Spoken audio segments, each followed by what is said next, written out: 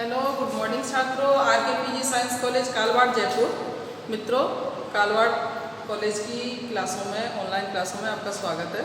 तो साथियों, अभी तक हमने बीए सेकेंड ईयर का द्वितीय प्रश्न पत्र, इसमें जो 7 एकांकियाँ थी उनका अध्ययन किया था।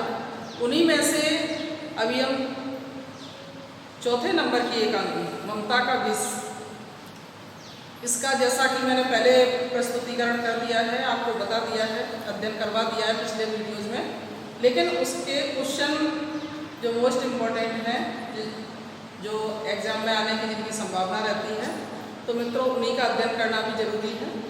अभी हम चलते हैं, आपको एकांकी जो आपकी है ममता का विष,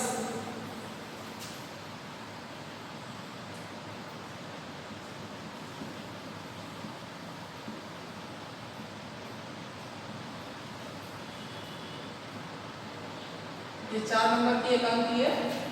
तो मित्रों, इसके लेखक जो हैं, लेखक आप इनके हैं एकांकी के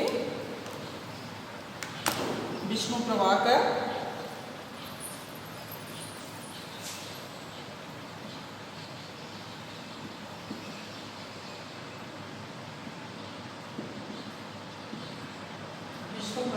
इसके लेखक हैं मित्रों।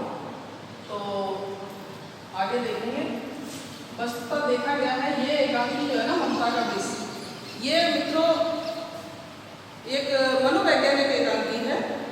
तो हमें इसमें जो क्वेश्चन किया जा रहा है, जैसा कि और भी विद्वान हुए हैं जिन्होंने तरह तरह की अपनी अपनी परिभाषाएं दी हैं, जैसे कि हमारे भारतीय विद्वान भी हैं, उसमें पाश्चात्य विद्वान भी हैं।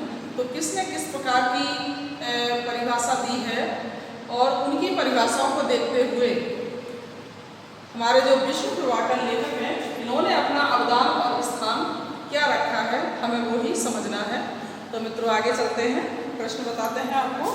प्रश्न में क्या पूछा जा रहा है?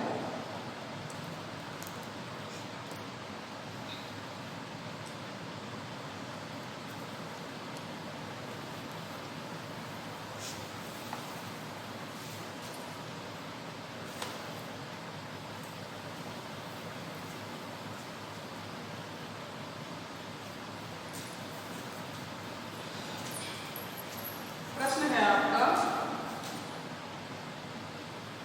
प्रश्न नंबर 1,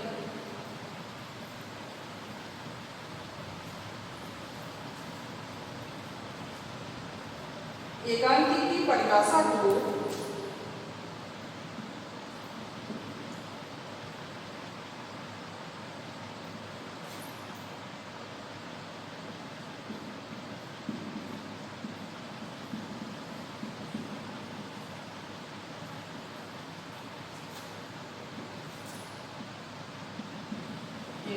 परिभाषा को स्पष्ट करते हुए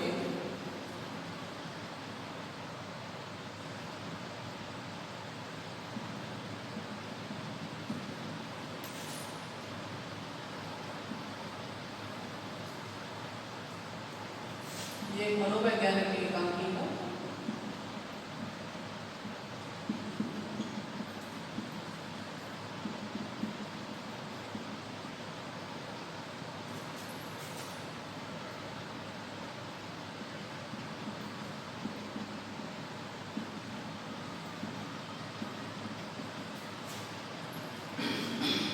आगे देखेंगे उनको स्पष्ट करते हुए हिंदी एकांकी काव्य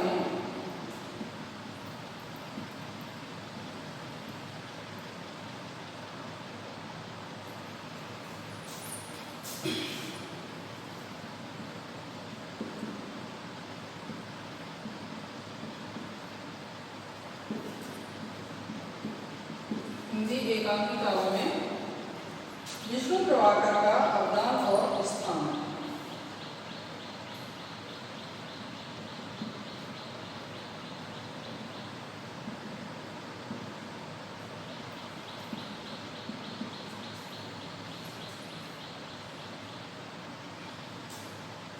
विष्णु प्रभाकर का अवदान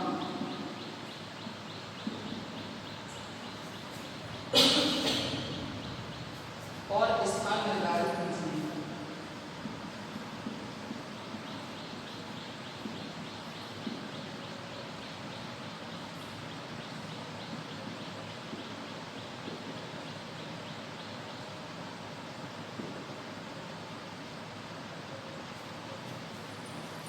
निर्धारित कीजिए।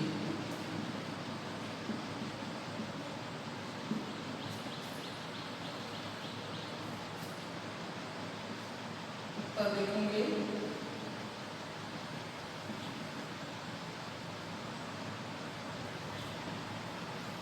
एकांकी की परिभाषाएं।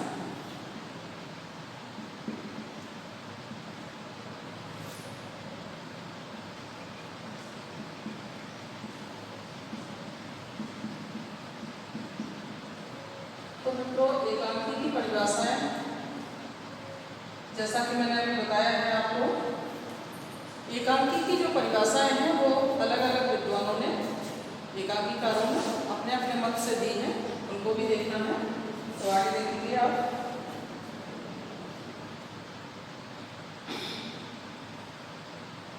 हिंदी साहित्य कोश भाग 1, पहला पॉइंट है हिंदी साहित्य कोश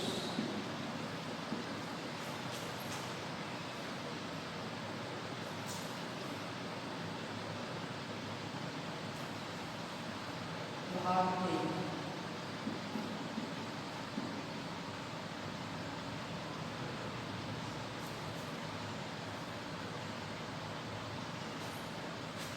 नंबर 2, डॉक्टर रामकुमार वर्मा।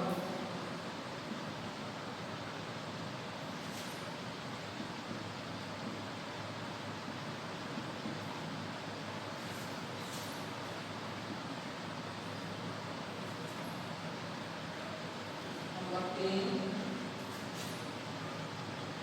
उपेंद्र नाथ अस्क का मत।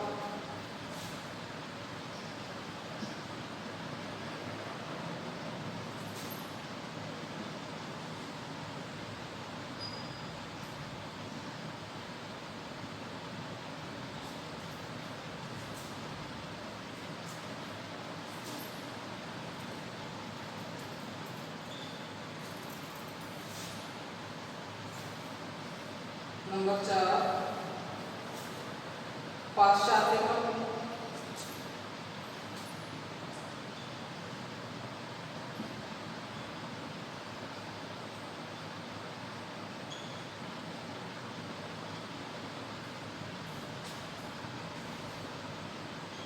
तो मित्रों, पाश्चात्य मत के बारे में भी बताया जाएगा आपको, जैसे कि पाश्चात्य मत में सिडनी बॉक्स,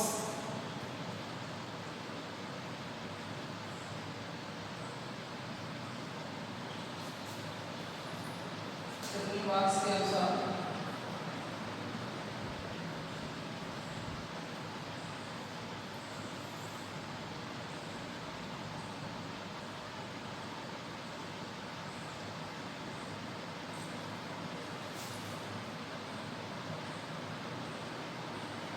ये हमारे पाश्चात्य एकांकीकार हैं, सिडनी बॉक्स। तो मित्रों, जानेंगे इसके बाद में एक पॉइंट रहेगा आपका, हिंदी एकांकीकारों में विष्णु प्रभाकर का अवदान और स्थान।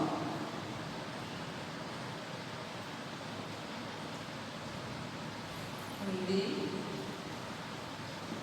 एकांकीकारों में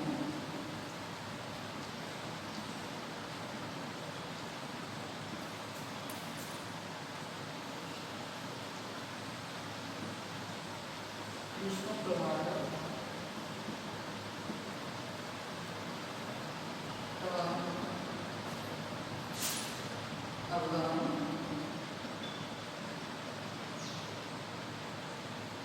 और स्थान।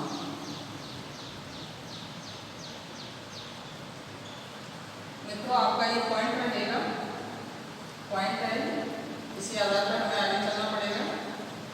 तो आगे देखेंगे। अभी हम बात करते हैं परिभाषाओं की। तो सबसे पहले मित्रों, हमें ये देखना है, जैसा कि हमने पहले भी आपको बता दिया था कि ममता का विषय एकांकी एक मनोवैज्ञानिक एकांकी है, और ये जो है ना पाश्चात्य प्रभाव वन एक्ट प्ले का रूपांतरण है। एकांकी नाटक या रूपक का एक भेद होते हुए भी पृथक साहित्य विधा के रूप में अपना स्वतंत्र अस्तित्व रखता है। भारतीय एवं पाश्चात्य विद्वानों ने एकांकियों की जो परिभाषाएं दी हैं वो मित्रों हम आपसे अवगत कराने जा रहे हैं कि भारतीय विद्वानों का क्या मत है और पाश्चात्य विद्वानों का क्या मत है, तो हमें ये जानना बहुत ज़रूरी है। दोनों विद्वानों के मतों को जानते हुए हमारे जो एकांकीकार हैं विष्णु प्रभाकर, जिन्होंने ममता कवि से एकांकी लिखा है, उनका कौन सा स्थान और क्या अवदान यानी योगदान रहा है एकांकियों में, वो भी हमें जानना है मित्रों। तो देखेंगे हम। सबसे पहले हम बात करते हैं हिंदी साहित्य कोश भाग 1। फर्स्ट आपका पॉइंट है हिंदी साहित्य कोश भाग 1 का। उसमें देखेंगे इसके अनुसार एकांकी नाटक साहित्य का वह नाटक रूप है जिसके माध्यम से मानव जीवन के किसी एक पक्ष, एक चरित्र, एक कार्य, एक परिपार्श्व, एक भाव की ऐसी कलात्मक व्यंजना की जाती है कि एक अविकल भाव से अनेक की सहानुभूति और आत्मीयता प्राप्त कर लेते हैं। तो आगे बात करते हैं हम साथियों पॉइंट नंबर 2 की। जैसा कि एकांकीकार हैं, ये हमारे भारतीय एकांकीकार हैं, हम सबको पता है। तो राम कुमार वर्मा, तो इन्होंने जैसा कि उत्सर्ग एकांकीकार में इन्होंने वही एक वैज्ञानिक एकांकी लिखी थी। आगे देखेंगे इनका कथन है कि एकांकी में विस्तार के अभाव में प्रत्येक घटना कली की भांति खिलकर पुष्प की भांति विकसित होती है, उसमें लता की भांति फैलने की क्षमता नहीं होती, यानी वो बहुत ज़्यादा विस्तार में नहीं जाती है। कहने का भाव जैसे कि उपन्यास वगैरह होते हैं उस तरह से वो नहीं जाती, लता की तरह विकसित नहीं होती। एकांकी में एक घटना होती है जिसको एकांकी हमेशा एक अंक की होती है और उसमें एक ही घटना होती है मित्रों, और वह घटना नाटकीय कौशल से ही चरम सीमा तक पर पहुंचती है। उसमें कोई अप्रधान प्रसंग नहीं रहता है। पात्र 4 या 5 ही होते हैं जिनका संबंध नाटकीय घटना से पूर्णतया संबद्ध रहता है। तो मित्रों हम देखेंगे उपेंद्रनाथ अस्क, इनका क्या मत है, इन्होंने क्या परिभाषा दी है एकांकी की। साथियों इनका मत है कि बड़े नाटक की तुलना में एकांकी जीवन के एक अंग का पृथक विच्छिन्न चित्र प्रस्तुत करता है, जीवन की एक ऐसी झांकी मात्र देता है। विभिन्नता के बदले एकीकरण, वृत्तशंकलता के बदले एकाग्रता, पूर्णता के बदले अपूर्णता, फैलाव के बदले सिमटाव, विस्तार के बदले संक्षिप्तता, इसके गुण हैं इसके एकांकी के। एकांकी लेखक किसी मूलभूत विचार को उसकी समस्त भावनाओं के साथ व्यक्त नहीं करता, उसका संकेत मात्र करता है। तो आप समझ गए होंगे मित्रों कि एकांकीकार जो भी हैं, लेखक हैं हमारे, वो किसी मूलभूत विचार को, कोई सा भी विचार है, उसकी समस्त भावनाओं के साथ व्यक्त नहीं करते हैं, वो सिर्फ मात्र उसका एक संकेत मात्र करते हैं जिससे व्यक्ति समझ जाता है कि आगे क्या होने वाला है। अब हम बात करते हैं जैसा कि आपका पॉइंट नंबर 4, पाश्चात्य मत सिडनी बॉक्स के अनुसार। सिडनी बॉक्स ये क्या सोचते हैं एकांकी के बारे में, इनका क्या मत है, तो हम उनकी चर्चा करते हैं बच्चों। देखेंगे आप एकांकी साहित्य, इनका मत है एकांकी साहित्य की वह नियंत्रित और संयमित विधा है जिसमें एक ही घटना को एक प्रकार अभिव्यक्त किया जाता है कि उसके प्रभाव कैसे पाठकों और दर्शकों का मन आकृष्ट और आक्रांत हो जाए। इस प्रकार सभी के मतों व कथनों का सार लेकर एकांकी के प्रमुख लक्षण व परिभाषा इस प्रकार है मित्रों, देखेंगे आप। पॉइंट नंबर ए, इसमें भी पॉइंट दे रखे हैं, 5 पॉइंट है इसके अंदर, उस पॉइंट को आप ध्यान से सुनेंगे और समझेंगे साथियों। एकांकी एक अंक में ही पूर्ण होने वाला नाटक वेद है। पॉइंट नंबर 2, इसमें जीवन की समग्रता या विस्तार प्रस्तुत नहीं किया जा सकता, अपितु जीवन का आंशिक रूप ही प्रस्तुत किया जाता है। पॉइंट नंबर 3, एकांकी में किसी एक विशेष मार्मिक घटना, परिस्थिति, एक भाव या उत्तेजित धारा का चित्रण होता है। आप समझ गए होंगे, हमने पहले भी बताया है कि एकांकी में एक ही घटना का चित्रण होता है। उसी तरह से कोई भी घटना, कोई भी परिस्थिति, कोई भी भाव, कोई भी उत्तेजित धारा, कुछ भी कह सकते हैं। पॉइंट नंबर 4, एकांकी में संक्षिप्त नाटक वस्तु को प्रभावान्विति के साथ प्रस्तुत किया जाता है। एकांकी के सभी तत्व इस प्रकार संयोजित होते हैं कि उनका प्रभाव किसी बिंदु पर जाकर केंद्रित हो जाता है। इस प्रकार एकांकी में प्रभाव वस्तु का ऐक्य रहता है। पॉइंट नंबर 5, एकांकी में संकलन त्रय की एकता रहती है।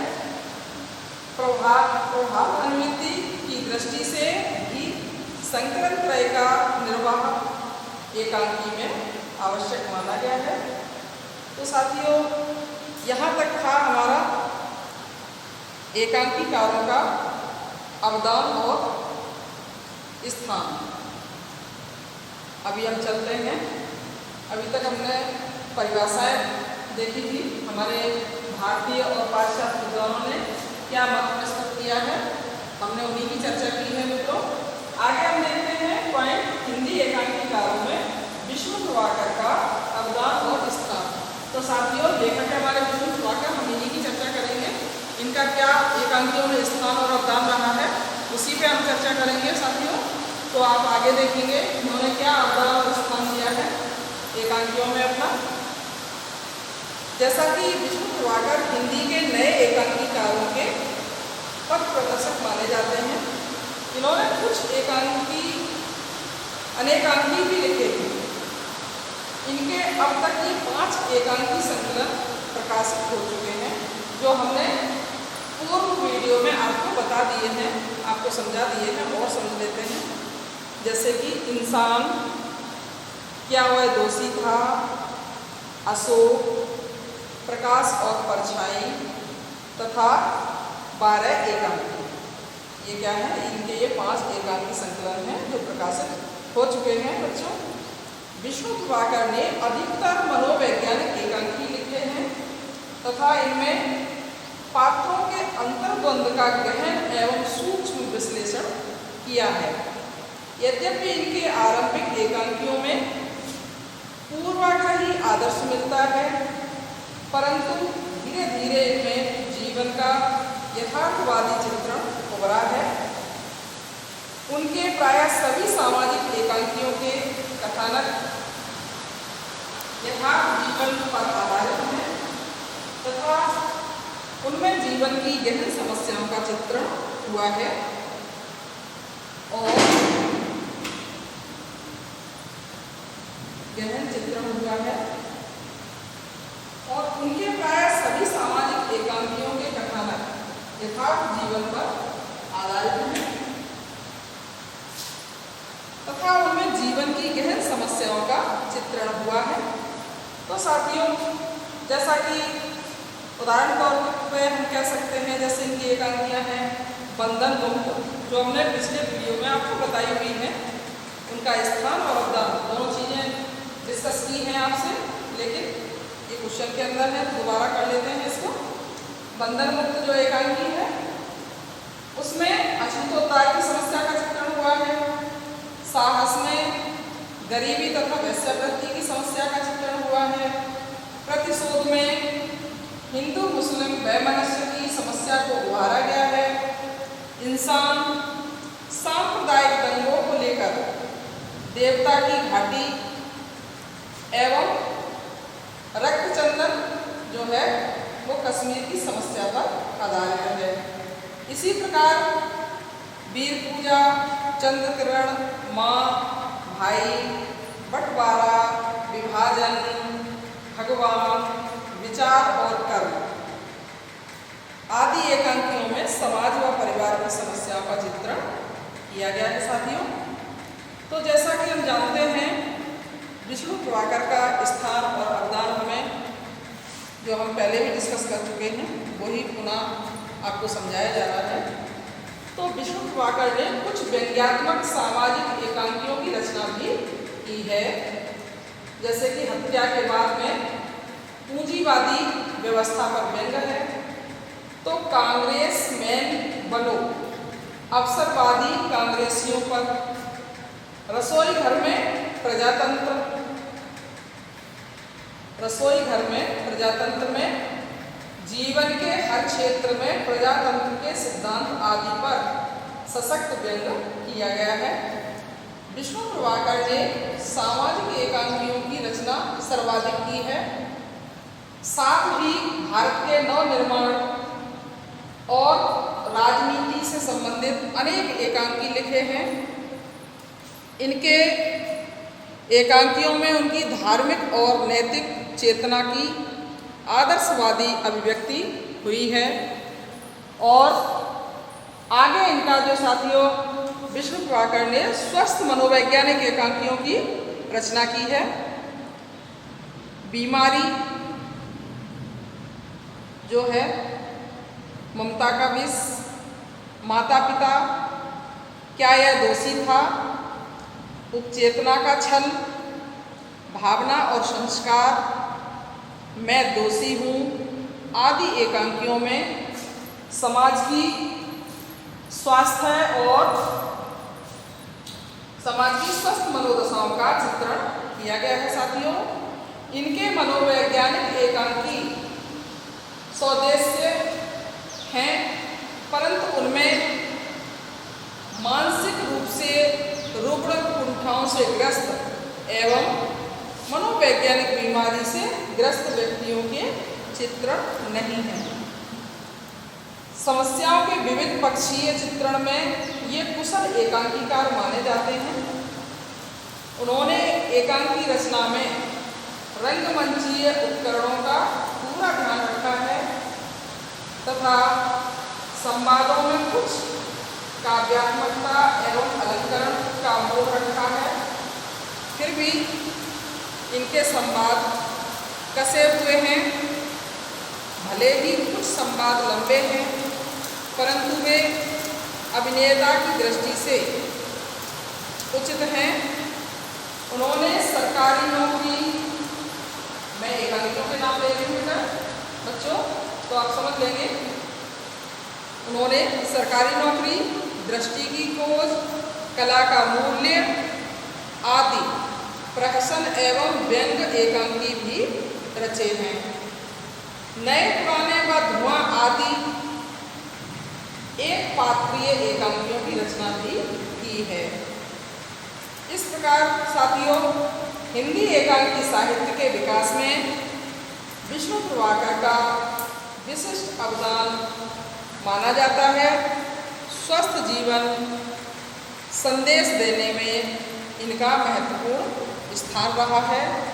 तो हमने जैसा कि पहले भी पढ़ा है कि ये ममता का विषय मनोवैज्ञानिक एकांकी है, जो विष्णु प्रभाकर की बहुत ही विशिष्ट एकांकी है और बहुत ही रोमांचक एकांकी है, जिसको हम पढ़ते समय बहुत ही भावुक हो जाते हैं, समझते समय बहुत ही रोमांचक और भावुक हो जाते हैं। ये एकांकी हमारे भावों से, हमारे हृदय के भावों से, हमारी भावनाओं से जुड़ी हुई है। तो साथियों, इनका विशेष स्थान है हमारे विष्णु प्रभाकर जी का, जो हमारे लेखक हैं एकांकी के। इनका इस एकांकी में बहुत ही विशिष्ट और श्रेष्ठ स्थान और अवदान रहा है। तो साथियों, ममता का विषय एकांकी इनकी महत्वपूर्ण और श्रेष्ठ एकांकी में से एक है।